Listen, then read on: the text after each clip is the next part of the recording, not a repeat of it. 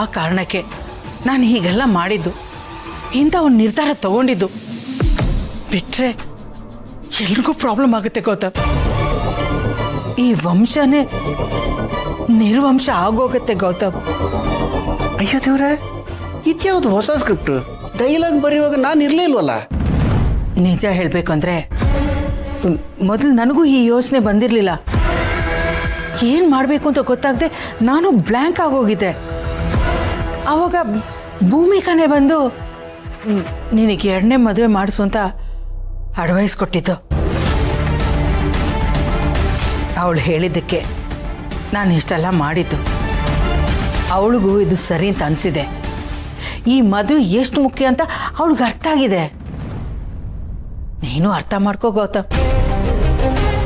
ಹಠ ಮಾಡಬೇಡ, ನಿನ್ನಿಂದ ಇಡೀ ಮನೆ ಅತಂತ್ರ ಆಗ್ಬಿಡುತ್ತೆ. ಎಲ್ಲ ನಿನ್ನ ನಿರ್ಧಾರದ ಮೇಲೆ ನಿಂತಿದೆ. ಆದರೂ ಪರವಾಗಿಲ್ಲ, ಆನ್ ಸ್ಪಾಟ್ ಇಂಪ್ರೂವೈಸೇಷನ್ ಸೂಪರ್ ಆಗಿದೆ ಸಿಸ್ಟರ್.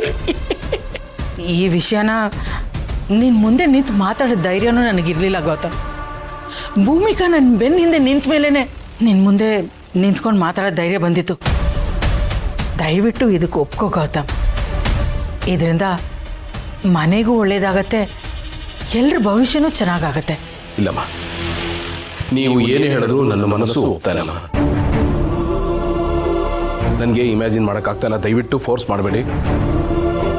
ನನಗೆ ಭೂಮಿಕಾ ಅವ್ರ ಜಾಗದಲ್ಲಿ ಬೇರೆ ಯಾರನ್ನು ಊಹಿಸ್ಕೊಳ್ಳೋದಕ್ಕೆ ಸಾಧ್ಯ ಇಲ್ಲಮ್ಮ. ನನ್ನ ಕನಸು ಮನಸ್ಸಲ್ಲೂ ಅದಾಗಲ್ಲ. ನೋಡಿ, ಈ ಮನೇಲಿ ಮಕ್ಕಳಾಗ್ತಾ ಇದ್ರು ಪರವಾಗಿಲ್ಲ, ಬೇಕಾದ್ರೆ ದತ್ತು ತಗೊಳ್ಳೋಣ. ಬಟ್ ಮಗುವಿನಂತ ಮನಸ್ಸಿರೋ ಭೂಮಿಕಾ ಅವ್ರನ್ನ ಕಳ್ಕೊಳ್ಳೋದಕ್ಕೆ ನಾನು ರೆಡಿ ಇಲ್ಲ. ನನ್ನ ಭೂಮಿಕಾ ಅವ್ರನ್ನ ಕಳ್ಕೊಳ್ಳೋದು ಒಂದೇ, ನನ್ನ ಉಸಿರು ನಿಲ್ಲೋದು ಒಂದೇ. ಇದ್ರ ಬಗ್ಗೆ ಮಾತಾಡಕ್ಕೆ ನಾನು ರೆಡಿ ಇಲ್ಲಮ್ಮ. ಇನ್ನಿಲ್ಲಿಗೆ ಬಿಟ್ಬಿಡಿ. ಹಾಗನ್ಬೇಡ ಗೌತಮ್. ಒಂದ್ಸಲ ಸಮಾಧಾನವಾಗಿ ಕೂತ್ಕೊಂಡು ಯೋಚನೆ ಮಾಡು. ಇದರಲ್ಲಿ ನಿನ್ನ ತಮ್ಮಂದ್ರು ನಿನ್ನ ತಂಗಿಯವ್ರ ಭವಿಷ್ಯ ಇದೆ. ನೀನು ಅದನ್ನು ನೋಡ್ಬೇಕಲ್ವಾ? ಅವ್ರು ಚೆನ್ನಾಗಿರ್ಲಿ ಅಂತ ತಾನೇ ನೀನು ಬಯಸೋದು. ನನ್ನ ಮಾತನ್ನ ಕೇಳು ಗೌತಮ್. ಮನಸ್ಸನ್ನ ಗಟ್ಟಿ ಮಾಡ್ಕೋ. ಒಪ್ಕೋ ಗೌತಮ್, ಪ್ಲೀಸ್. ಸೆಂಟಿಮೆಂಟ್ನ ಸೈಡಲ್ಲಿಟ್ಟು ಪ್ರಾಕ್ಟಿಕಲ್ ಆಗಿ ಯೋಚನೆ ಮಾಡು ಗೌತಮ್. ಸಾರಿ, ನೀವೇನೇ ಹೇಳಿ ನಾನು ಇದಕ್ಕೆ ರೆಡಿ ಇಲ್ಲಮ್ಮ. I am sorry. ನಾನು ಸುಳ್ಳು ಹೇಳಬೇಕು ಅಂತ ಹಾಗೆ ಮಾಡಲಿಲ್ಲ ಭೂಮಿಕಾ. ನಿಮ್ಗೆ ಹರ್ಟ್ ಆಗಬಾರ್ದು ಅಂತ ಹಾಗೆ ಮಾಡಿದ್ದು. ದಯವಿಟ್ಟು ನನ್ನ ಉದ್ದೇಶನ ಅರ್ಥ ಮಾಡ್ಕೊಳ್ಳಿ. ನೀವು ಮಾಡಿದ್ರೆ ಕೇರು ಕನ್ಸನು, ನಾನು ಮಾಡಿದ್ರೆ ಮೋಸ. ಇದ್ಯಾವ ನ್ಯಾಯ ಗೌತಮ್ ಅವ್ರೆ? ನೀವು ಹೇಗೆ ನನಗೆ ಹರ್ಟ್ ಆಗಬಾರ್ದು, ನಾನು ಸಂತೋಷವಾಗಿರ್ಬೇಕು, ಖುಷಿಯಾಗಿರ್ಬೇಕು ಅಂತ ಮಾಡಿದ್ರು, ನಾನು ಅಷ್ಟೆ. ನನ್ನ ಗಂಡ ಸಂತೋಷವಾಗಿರ್ಬೇಕು, ಖುಷಿಯಾಗಿರ್ಬೇಕು ಅಂತ ಈ ರೀತಿ ಮಾಡ್ದೆ. ನಾನು ಹೇಗೆ ಖುಷಿಯಾಗಿರ್ಲಿ ಭೂಮಿಕಾ? ನೆಮ್ಮದಿ ಎಲ್ಲಿರುತ್ತೆ? ಇದೆಲ್ಲನೂ ನಿಮ್ಮಿಂದಾನೆ. ನೀವಿಲ್ಲದೆ ಇದ್ರೆ ಏನೂ ಇರಲ್ಲ, ಏನೂ ಇಲ್ಲ. ನಾನು ಝೀರೋ, ಬಿಗ್ ಝೀರೋ. ಪ್ಲೀಸ್ ಅರ್ಥ ಮಾಡ್ಕೊಳ್ಳಿ ಭೂಮಿಕಾ. ನನ್ನ ಬಗ್ಗೆನೂ ಯೋಚನೆ ಮಾಡಿ. ನೋಡಿ, ನೀವಿಲ್ಲದೆ ನಾನೇನಾಗ್ತೀನಿ ಅಂತ ನನಗೆ ಗೊತ್ತಿಲ್ಲ.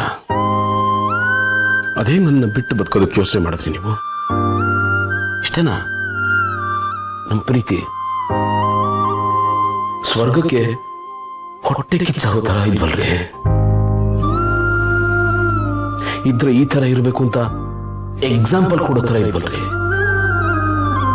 ಈಗ ಈ ರೀತಿ ದೂರ ಆಗ್ಬೇಕಾ? ನೋಡಿ, ನಿಮ್ಮ ಜಾಗದಲ್ಲಿ ಇನ್ನೊಬ್ರು ಬರೋದಿರ್ಲಿ, ಕಲ್ಪನೆ ಮಾಡ್ಕೊಳ್ಳೋದು ನನ್ನ ಕೈಲಾಗಲ್ಲ. ಈ ಜನ್ಮದ ಸಾಧ್ಯ ಇಲ್ಲ. ಇಲ್ಲಿಗೆ ಬಿಟ್ಬಿಡಿ. ನಿಮ್ಮನ್ನ ಕೈ ಮುಗಿದು ಕೇಳ್ಕೊತೀನಿ, ಇನ್ಯಾವತ್ತೂ ಈ ಮಾತನ್ನ ಎತ್ತಬೇಡಿ ಪ್ಲೀಸ್. ನಿಮಗೆ ಮಕ್ಕಳಾಗದೇ ಇದ್ರೆ ಈ ಮನೇಲಿ ಯಾರಿಗೂ ಮಕ್ಕಳಾಗಲ್ಲ ಅನ್ನೋದು ಜಾತಕದಲ್ಲಿ ಒಂದು ದೋಷ ಇದೆ ಅನ್ನೋದು ನಿಮ್ಗೆ ಗೊತ್ತಾಗಿರ್ಬೋದಲ್ವಾ? ಜಯದೇವ್, ಮಲ್ಲಿ, ಅಪೇಕ್ಷಾ, ಪಾರ್ಥ ಇದು ಅವ್ರ ಭವಿಷ್ಯದ ಪ್ರಶ್ನೆ. ನಾಳೆ ದಿನ ಅವ್ರಿಗೊಂದು ಸಮಸ್ಯೆ ಆದ್ರೆ ಅದಕ್ಕೆ ನಾವು ಕಾರಣ ಆಗ್ತೀವಿ. ಇದರಲ್ಲಿ ನಮ್ಮ ಸ್ವಾರ್ಥ ಎದ್ದು ಕಾಣುತ್ತೆ. ಸ್ವಾರ್ಥದಕ್ಕಿಂತ ತ್ಯಾಗ ದೊಡ್ಡದು ಗೌತಮರು. ಸ್ವಾರ್ಥ ಎಲ್ಲಾನು ತಂದು ಕೊಡುತ್ತೆ, ಆದ್ರೆ ಕೊನೆಯದಾಗಿ ಪಶ್ಚಾತ್ತಾಪ ಪಡೋ ತರ ಮಾಡುತ್ತೆ, ಪಾಪ ಪ್ರಜ್ಞೆ ಕಾಡುತ್ತೆ. ಆದ್ರೆ ತ್ಯಾಗ ಮುಂಚೆ ನೋವು ಕೊಟ್ರು, ಆಮೇಲೆ ನಾವು ಸರಿಯಾದ ದಾರಿಯಲ್ಲಿದ್ದೀವಿ, ಯೋಗ್ಯವಾದ ಕೆಲಸ ಮಾಡಿದ್ದೀವಿ ಅನ್ನೋ ಸಮಾಧಾನ ಕೊಡುತ್ತೆ. ಅಂಡ್ ಅದು ಮುಖ್ಯ. ಪ್ಲೀಸ್ ನೀವು ಯೋಚನೆ ಮಾಡಿ. ಅದು ಅಲ್ಲದೆ ಗೌತಮ್ ದೇವಾನ್ ನಿಮ್ಮ ಐಡೆಂಟಿಟಿ ಏನು? ಗೌತಮ್ ದೇವಾನ್ ಮನೆಯವ್ರಿಗೋಸ್ಕರ ಏನ್ ಬೇಕಾದ್ರೂ ಮಾಡ್ತಾರೆ, ಯಾವ ಹಂತಕ್ಕೆ ಬೇಕಾದ್ರೂ ಹೋಗ್ತಾರೆ. ಅಂಡ್ ಅದಕ್ಕೆ ಬೆಸ್ಟ್ ಎಕ್ಸಾಂಪಲ್ ನಮ್ಮ ಮದುವೆ. ಮನೆಯವ್ರಿಗೋಸ್ಕರನೇ ಅಲ್ವಾ ನಾವು ಮದುವೆ ಆಗಿದ್ದು. ಈಗಲೂ ನೀವು ಮಾಡ್ಬೇಕಾಗಿರೋದು ಇಷ್ಟ. ಮನೆಯವ್ರಿಗೋಸ್ಕರನಾದ್ರು ಪ್ಲೀಸ್ ಈ ಮದುವೆಗೆ ಒಪ್ಕೊಳ್ಳಿ.